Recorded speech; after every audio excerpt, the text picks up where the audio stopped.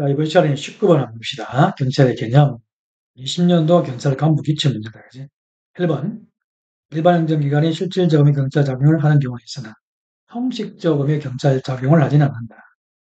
형식적음의 경찰 개념은 그게 실정법상 보통 경찰 기관에서 행하는 모든 경찰 활동. 쉽게 말하면 현재 경찰 기관에서 하는 모든 활동을 하는 거지. 그러니까 기본적인 전제가 경찰 기관에서 행하는 요게 전제입니다. 그 1번이 맞지, 그러니까. 일반 행정기관이 형식적인 경찰 적용을 하지는 않는다. 그렇죠? 2번 정보경찰 활동은 실질이 아니고 형식이다. 이 내용을 앞에서 몇 번 봤던 내용인데 정보를 수집, 분석, 배포하는 거거든. 비권력적 작용이죠. 국가의 안전과 관련되는 국가 목적적 작용이지. 그래서 4번을 먼저 한번 보시면 이게 사회 공공의 안녕과 질서 유지 그리고 권력적인 자유 이런 걸 실질이라고 하는 거거든. 그러니까 정보경찰은 여기 해당하지 않죠. 그지? 그래서 정보는 실질이 아니고 형식이다. 하는 거. 3번. 실질적 범위 경찰은 형식적인 경찰 개념보다 넓은 의미로 형식적인 경찰을 모두 포괄하는 사회 개념입니다. 틀렸죠? 서로가 별개의 개념이다. 그지? 앞에서 봤다. 그지? 별개의 개념이라고. 이게 왜 그랬냐면, 본래 경찰 해야 될 거를 현재 우리 경찰 기관에서 다 하는 건 아니죠. 원래 안 하는 건 다 하는 것도 있지. 그래서 들어간 것도 있고 빠진 것도 있거든, 지금 현재. 근데 그 두 개를 비교를 할 만한 명확한 기준이 없어요. 만약에 명확한 기준이 있다고 한다면 누가 누구보다 뭐 넓다, 크다, 상위적이다, 포괄적이다 이렇게 표현할 수 있는데 정확하게 두 개를 비교할 만한 명확한 기준이 없기 때문에 단정적으로 이렇게 표현하면 틀린 표현입니다. 서로가 별개의 개념이다. 이렇게 이해를 하시면 되겠다. 그지? 19번은. 그 다음에 20번으로 갈까요? 국가경찰과 자치경찰. 자, 기업. 국가경찰은 자치경찰과 비교해서 인권과 민주성이 보장이 되어, 이렇게 틀렸죠? 인권하고 민주성은 자치경찰의 장점이지. 그러니까 기업은 틀린 겁니다. 그 다음 2번에 자치경찰은 국가경찰과 비교해서 권력적 수단보다는 비권력적 수단을 통하여 국민의 생명과 신체 재산을 보호를 하고자 한다. 이거는 맞죠? 즉, 국가경찰은 자치경찰과 비교해서 다른 행정부문과 긴밀한 협조 조정이 원활하다. 이것도 맞죠? 국가경찰의 장점은 뭐냐면 일사불란함, 통일성 이런 거죠. 피라미드가 이렇게 있으면 이런 걸 말하는 거잖아. 쉽게 말해서 자치경찰은 뭡니까? 그 자치단체의 특징에 맞게끔 알아서 하겠다는 그런 얘기거든. 그러니까 자치단체마다 다 다를 수 있는 게 자치경찰입니다. 심지어는 뭐야? 그 자치단체하고 이익이 충돌되면 전혀 협조 조정이 안 될 수도 있죠. 안 그래? 그런 점에서 볼 때 국가경찰이 긴밀한 협조 조정이 원활하다. 그런 평가를 받고 있는 거고. 2열 자치경찰은 국가경찰과 비교해서 지역 실정을 반영한 그지? 경찰 조직의 운영과 관리가 용이하다. 이럴 때 맞죠? 그 다음에 국가경찰은 자치경찰과 비교해서 지역 주민에 대한 경찰의 책임의식이 높다. 이거는 틀렸지. 자치경찰이 더 높다라고 보는 거죠. 그래서 리얼 디그 리얼 사이가 맞습니다. 이런 내용들은 쉽다 그지? 21번 경찰의 분류 행정경찰과 사법경찰 목적에 따른 군 또는 성권 분리 프랑스의 재화형벌법자 그렇죠? 협의행정경찰과 보안경찰 독자성 유무죠 그지? 독자성 유무입니다. 근데 여기서 경찰 활동의 능률성과 기동성 그 지역 실정을 반영한다. 이거 좀 생뚱맞죠? 이런 내용은 뭡니까? 국가경찰, 자치경찰과 관련된 그런 내용이지. 그 2번이 틀렸는데 보니까. 그러니까 평시하고 비상경찰, 위의 정도와 담당 기관. 그렇죠. 평시의 경찰은 평상시에 경찰이 알아서 하는 거고, 비상경찰은 비상시에 군을 동원해서, 그지? 군이 와서 뭐합니까? 시안 유지하는 걸 비상경찰이라는 거거든. 가장 대표적인 케이스가 옛날에 6.3 사태 있죠. 6.3 사태. 여기 64년도 한일 국교 정상화 반대 시고 말하는 건데, 이때 거의 처음으로 계엄이 선포를 했거든요. 그런 것들. 그래서 평상시에는 이제 경찰이 알아서 하는 거지만, 비상시는 이제 경찰이 안 되니까 폰이 와서 치안 유지를 할 때 그런 걸 비상경찰이라고 합니다. 그러니까 질서하고 봉사 이런 질과 내용이죠. 그래서 통상적으로 질서는 보통 권력적인 성질을 띠는 거고 그리고 봉사는 계문과 지도 같은 비권력 이런 걸 우리가 이제 말하는 거지. 그래서 경범죄처벌법 위반자에 대한 통고 처벌은 질서, 교통정보의 제공은 봉사 영역에 해당한다. 그렇죠? 이 문제도 쉽다, 그지? 그 다음에 22번 문제 볼까요? 자, 우리나라에서는 보통 경찰기관이 행정경찰과 사법경찰을 다 담당하고 있다. 앞에서 배웠죠? 일원주의. 이거는 영미법적인 거죠. 여러분 기억나시죠? 프랑스 같은 경우는 현재도 법무부안에다가 사법경찰, 내무부안에다가 행정경찰 이렇게 조직을 하는 건데 그걸 이원주의라는 거거든. 그래서 현재 우리나라 같은 경우는 행정경찰과 사법경찰을 따로 조직을 하고 있지 않은 것, 그건 영미법 적용을 받는 겁니다. 이번 진압경찰은 행위 발생한 위해 제거나 범죄의 수사를 위한 경찰 작용으로 범죄의 수사, 그 다음에 범죄의 제지, 그 다음에 총포 화약류의 취급 제한, 요건 예방이죠. 그 다음 광견의 사살, 미친개. 그래서 요거는 요게 틀렸죠. 요건 예방경찰과 관련입니다. 그 다음 봉사는 서비스 개봉 지도, 비권력적 선을 통해서 경찰 직무를 수행한다. 얘가 뭐 방범 지도, 청소년 선도, 교통정보의 제공 이런 것들이죠. 협의 행정경찰은 뭡니까? 뭐 경제, 산림, 철도, 위생 뭐 이런 거지. 그 부수적으로 질서 유지를 한다. 이런 의미가 되는 거죠. 예를 들어서 철도경찰 있죠. 기차를 타면 경찰이 있나? 그렇지 않죠. 국도교통부에서 고용한 철도경찰이 안에 질서 유지를 하는 거잖아. 산림경찰도 마찬가지. 산에 가면 경찰이 있습니까, 혹시? 물론, 등산원 경찰은 있겠지. 만약에 산에서 누가 담배를 피우고 밥을 먹고 가면 누가 단속해요? 산림청 공무원이 하는 거지. 그런 산림 단속, 그런 걸 나누는 건다, 그지? 그래서 이 문제도 뭐 어렵지 않습니다. 네. 그 다음에 23번. 이것도 이제 경찰이 분류네요. 자, 보안하고 협의, 독자성.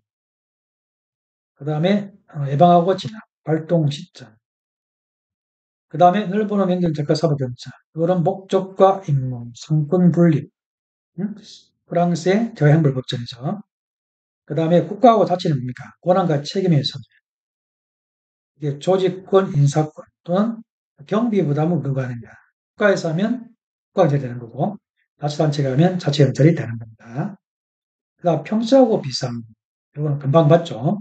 질서하고 봉사도 금방 본 내용이고, 이 내용은 다 올바른 내용이죠. 이 내용도 쉽습니다. 그지? 24번. 이것도 경찰의 분류네. 자, 기억에 고등경찰과 고등경찰의 구별은 독일이 아니고 프랑스죠.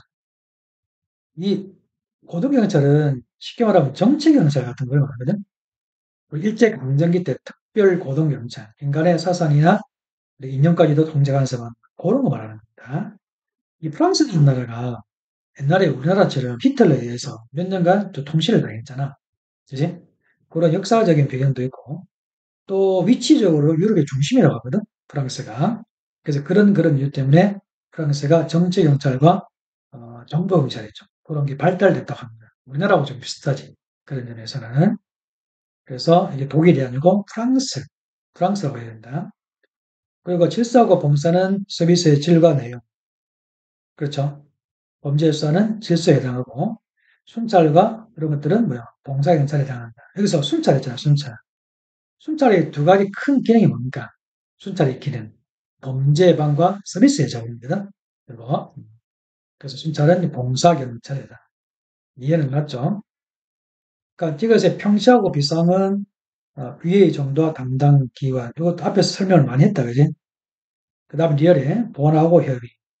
이거는 틀렸죠? 권한과 책임의 소재는 뭐야? 그 국가경찰과 자치경찰. 그런 걸 말하는 거고. 보안하고 협의는 뭡니까? 독자성 유무가 되는 거지. 풍속경찰은 보안경찰에 해당한다. 맞죠? 산림경찰은 협의다. 아까 산림경찰 설명해 드렸죠? 그지? 그래서 리얼은 내용적으로 맞는데, 이게 틀렸습니다. 틀린 거다. 행정하고 사법은 목적에 따른 상권 분립사상. 이것도 몇 번 했죠? 그래서 프랑스의 제왕형벌법전 18조에 보시면 행정경찰은 공공의 질서 유지, 범죄 방을 목적으로 하고 사법경찰은 범인의 어떤 체포라든지 범죄의 수사를 목적으로 한다. 라고 이야기하는 거거든. 그래서 틀린 거는 기억 그리고 리을 두 개가 틀렸네요. 그러니까 이런 내용도 쉽습니다. 그지? 그 다음 25번 한번 볼까요? 국가경찰제도는 자치경찰제도와 비교해서 전국적으로 균등한 경찰 서비스를 제공할 수 있다. 그렇죠? 우리나라 같은 경우도 국가경찰제에다가 자치경찰을 가미하고 있죠. 근데 순수한 자치경찰제는 아니거든. 순수한 자치경찰가 되려고 하면은 첫 번째가 이게 만약에 뭐 서울청장 같은 경우 있죠. 서울 시민들을 뽑아야 돼. 그다음에 서울시에서 우리가 지금 근무하고 있는 경찰 공무원은 다 서울시에서 다 비용을 들여서 월급을 다 줘야 되거든. 근데 현재 우리나라가 그렇게 안 하잖아요. 그지? 월급 같은 경우는 국가에서 다 주고 있죠. 또 서울청장을 서울 시민이 뽑나? 그런 것도 아니죠. 그러니까 미국 같은 경우는 우리 보안관이죠. 세리프. 그 시민들이 뽑거든. 지역 주민들이. 그렇게 돼야 순수한 자치경찰제가 되는 거야. 그게요. 자치경찰제가 되려고 하면 가장 중요한 게 뭐였어요? 그건 재정 자립도. 재정 자립도 여기 높아야 돼. 돈이 있어야 돼. 부산 같은 경우는 솔직히 거의 많이 없거든요. 그래서 만약에 부산에서 자치경찰을 한다, 순수하게. 그러면 뭐요? 월급도 부산세가 줘야 되고, 어?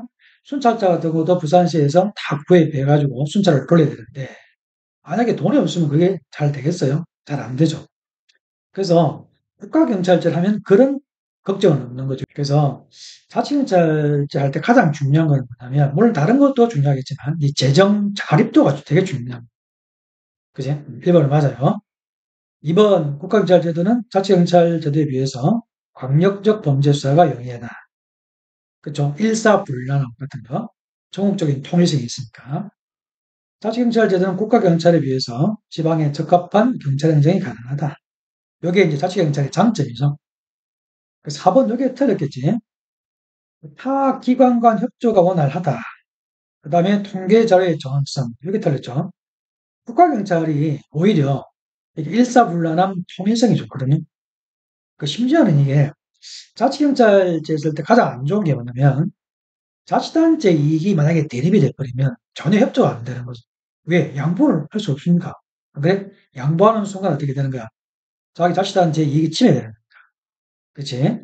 그래서 이게 다른 기관과 협조가 원활하고 통계 자료의 어떤 정확성 이런 것들은 국가경찰제 좋은 점이다 라고 보통 이야기하는 거죠. 알겠죠? 4번이 이렇게 틀린 겁니다. 그 다음에는 2절. 2절은 내용이 전혀 다른 내용이다. 그지? 자, 경찰의 임무라고 되어 있다. 그지? 1번. 공공안전과 질서에 대한 위험 방지가 경찰의 궁극적입니다. 그쵸? 민주국가에서 개인의 생명, 신체, 재산 보호가 중요하긴 해요. 근데 경찰을 왜 생겼지?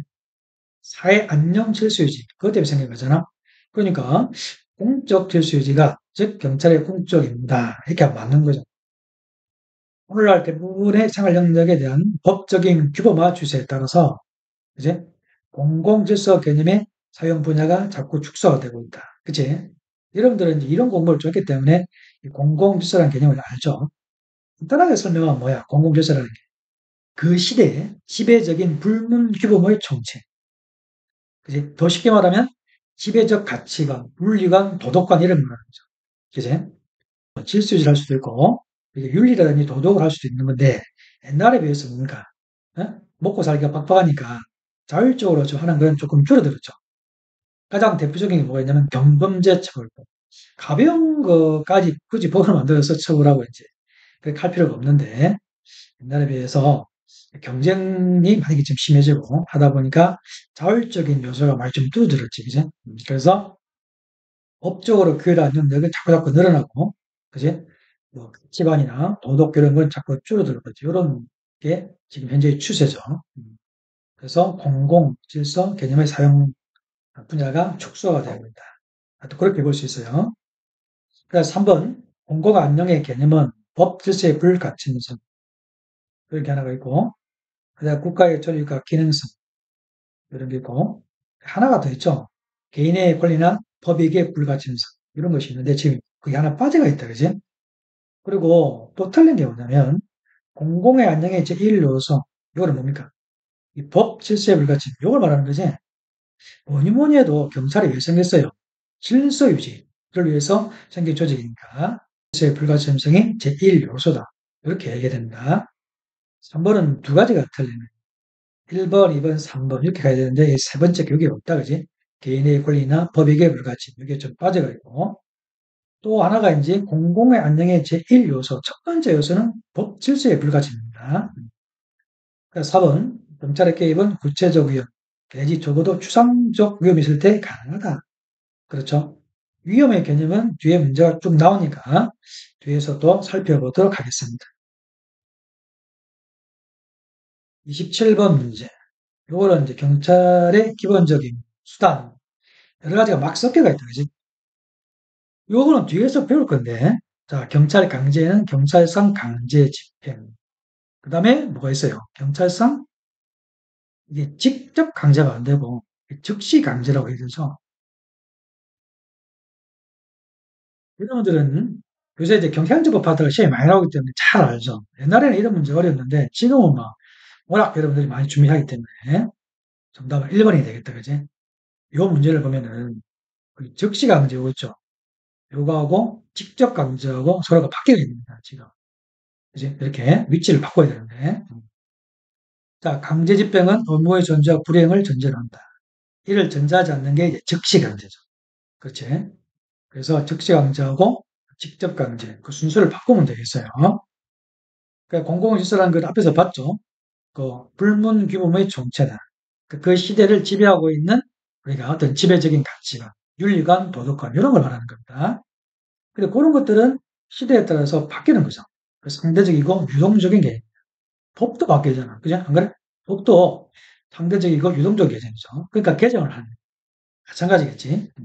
지배적인 가치관과 윤리 도덕관은 그런 것도 자연스럽게 바뀌는 겁니다. 시대에 따라서. 그러니까 경찰의 직무에는 범죄 예방과 진압, 범죄 피해자 보호, 특히 이런 것들이 경찰법 3조나 경찰관 직무 집행법 2조법 나와 있죠. 그 다음에 범죄 수사도 경찰의 우리 임무죠. 그래서 특히 형사법에 임의수사를 원칙으로 하고 강제 수사를 예외적으로 허용하고 있다 하는 것. 여러 가지를 섞어놨는데 내용은 쉽습니다. 경찰 강제에 대해서는 뒤에 가서 상세히 또 하겠죠. 네.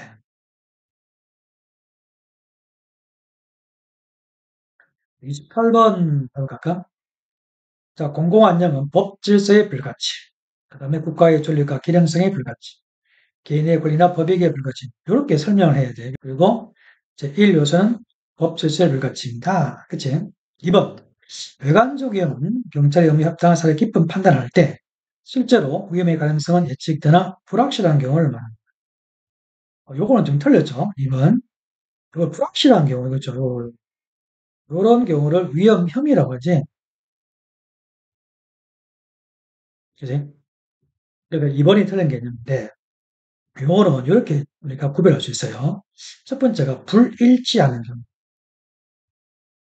그 다음에 불확실한 경우. 자, 봐봐. 불일치는 뭐가 있냐면 외관적 위험, 그리고 우리 오상 위험이죠. 오상 위험 이런 것들. 그 다음 불확실은 뭐냐면 위험, 혐의. 이렇게 구분할 수 있거든. 이렇게. 잡아봐. 이렇게 보시면 돼요. 경찰 공무원 위험이 있다라고 인식을 했어. 업무에 합당한 판단을 다 해봤지. 그 들어갔어. 들어갔는데 실제로는 위험이 존재하지 않는 경우가 있죠. 그게 불일치거든. 이게. 그래서 특히 이제 외관적 위험이 그런 거고 오상이 뭡니까? 이거는 뭐야? 업무에 합당한 판단을 못 해보고 들어간 경우 있죠. 당연히 가보니까 없다는 거지. 그래서 불일치가 되는 거고. 그러니까 불일치는 뭡니까? 어떻게 보면 위험이 있는 것처럼 보이고 어떻게 보면 없는 것처럼 보이고 애매한 경우 있죠. 애매한 경우. 이런 경우를 위험 혐의 상황이라고 말하는 거지. 그죠? 이때는 어떻게 돼요? 응? 위험이 있으면 막을 들어갈 텐데 불확실하니까 위험 조사 차원의 개입은 정당하지. 그걸 뒤에서 할 겁니다. 그래서 이번 문제는 두 가지가 섞여가 있어요. 지금 이제 불일치하고 불확실이 섞여 있기 때문에 이번엔 틀렸다. 그렇게 보시면 되겠고. 3번 외관적 위험의 경우 적법한 기업이죠.